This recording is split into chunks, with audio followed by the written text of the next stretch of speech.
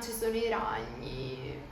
Sì, lo so. Ciao e benvenuti in questo nuovo video. Oggi vi parlo dei motivi per cui ho deciso di trasferirmi in Australia e come farlo nel caso stiate considerando l'idea. Quindi allacciate le cinture e preparatevi perché questa sarà una nuova pagina della mia vita che non vedo l'ora di condividere con voi. La prima cosa che mi chiedono è: perché l'Australia? Ci sono i ragni, ci sono i coccodrilli, ci sono tutte le creature e le piante più pericolose del mondo. Perché in Australia? Quindi adesso vi elencherò i motivi per cui può essere una valida idea andare a fare un anno o più anni in Australia. L'Australia è ormai da diversi anni nella top 10 dei posti con la migliore qualità di vita al mondo e questo si riflette un po' in tutto, nei servizi, nello stile di vita, nel lavoro e negli stipendi. Inoltre, appunto, uno dei principali motivi per cui la gente va in Australia, soprattutto i giovani, è perché è ricca di opportunità lavorative. È vero che la qualità della vita e il costo della vita sono più alti, ma ovviamente gli stipendi sono proporzionati. Soprattutto seguendo molti creators che vivono, abitano, sono in vacanza, sono a lavorare in Australia,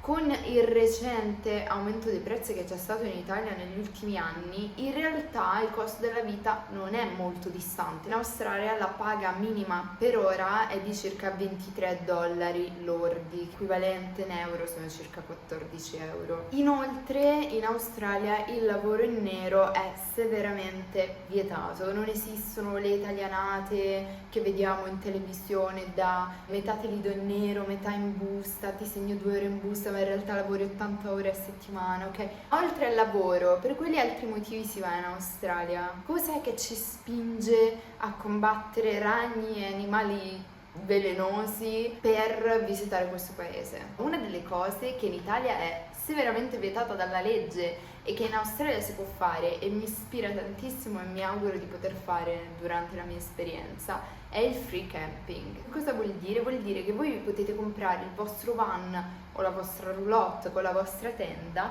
potete andarvene in giro e pernottare, fermarvi dove vi pare. Quindi se come me siete persone avventurose e amanti della natura, questo è assolutamente un buon motivo per visitare l'Australia. Per concludere vi parlo degli step che ho dovuto fare in order to per permettermi di andare in Australia. Ovviamente ci sono dei requisiti e questi requisiti dipendono dal tipo di visto che volete richiedere. Quello che interessa a noi sono i visti per andare a studiare o a lavorare. Per studiare c'è lo student visa, invece se volete fare come me, fare un'esperienza a 360 gradi, visitare l'Australia, rimanere un po' di tempo e lavorare, potete fare il Working Holiday Visa. Cos'è il Working Holiday Visa? È un visto appunto che vi permette di rimanere in Australia per un anno. Durante questo periodo di tempo vi è consentito lavorare full time, part time, quello che volete. Il costo del Working Holiday Visa è di 635 dollari australiani che equivalgono a circa 400 euro. Per richiedere il visto in realtà noi italiani siamo fortunati perché se avete la fedina penale pulita siete praticamente a posto. Per fare l'applicazione per il visto vi basterà mostrare il vostro passaporto e un bank statement, cioè una prova che avete dei fondi per entrare in Australia. Sul sito del governo australiano, nel momento in cui applicate per il visto, la somma richiesta è di 5.000 dollari australiani, che equivalgono circa a 3.500 euro. O 3.700, insomma quella cifra lì. Per mandare questo bank statement, quindi questa prova che avete questi fondi, in realtà non è troppo complicato, basterà uno screenshot. Sinceramente ero molto preoccupata, ero molto in ansia prima di applicare per il visto. Perché?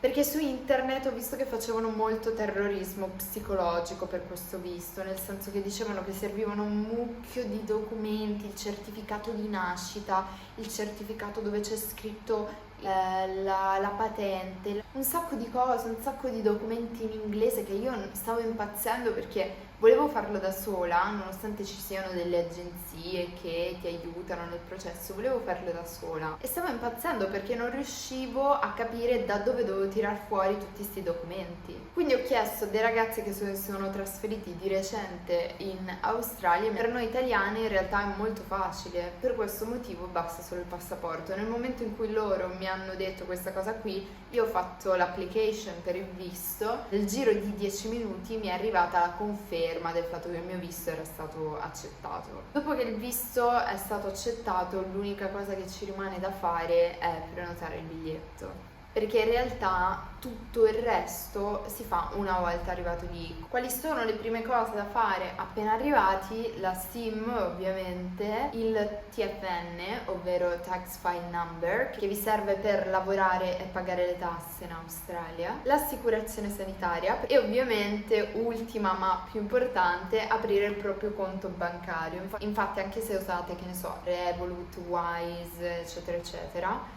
è fortemente consigliato comunque aprire un proprio conto bancario in Australia. Quindi queste ultime cose che vi ho detto sono le cose da fare una volta arrivati, ma magari approfondiremo nel prossimo video. Fatemi sapere cosa ne pensate, voi ci andreste in Australia o magari state programmando di andarci e per questo siete qui a vedere questo video. Se avete domande fatemele nei commenti, che se vi posso aiutare volentieri. Io intanto vi saluto e ci vediamo nel prossimo video. Ciao!